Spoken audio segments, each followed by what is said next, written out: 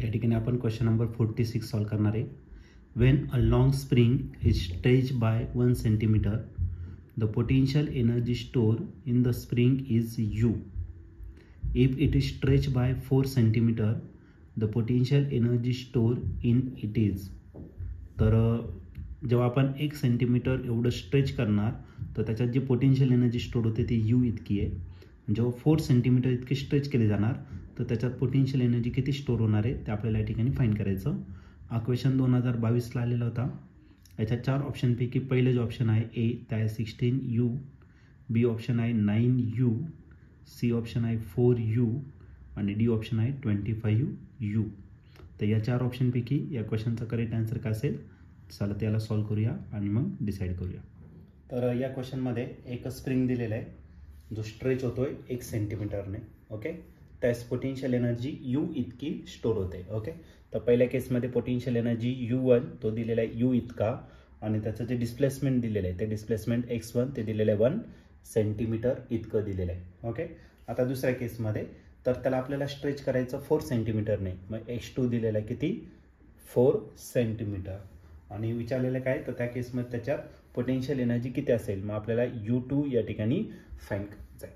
तर पोटेन्शियल एनर्जीचा सर्वात पहिले तर आपण फॉर्म्युला या ठिकाणी काय करणार तर राईट करणार.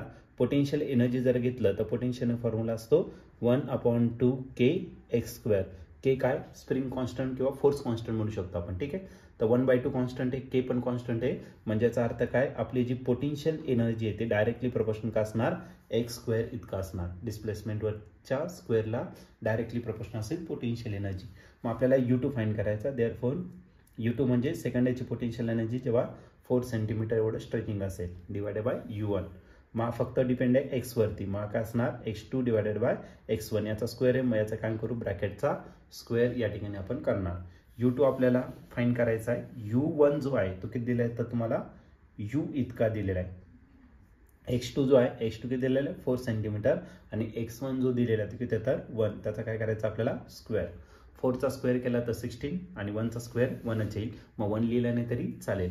मग आपला U2 डिवायडेड बाय U हा किती येणार आहे 16 आणि फक्त U2 जर घेतला तर तो किती असणार 16 टाइम्स U असणार.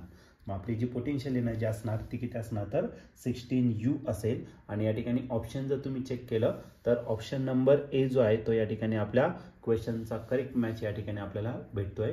मग एनर्जी दुसऱ्या केसमध्ये जेव्हा 4 सेंटीमीटर एवढं स्ट्रेच होणार तर त्या केसमध्ये एनर्जी स्टोर होणार किती तर 16U इतकं.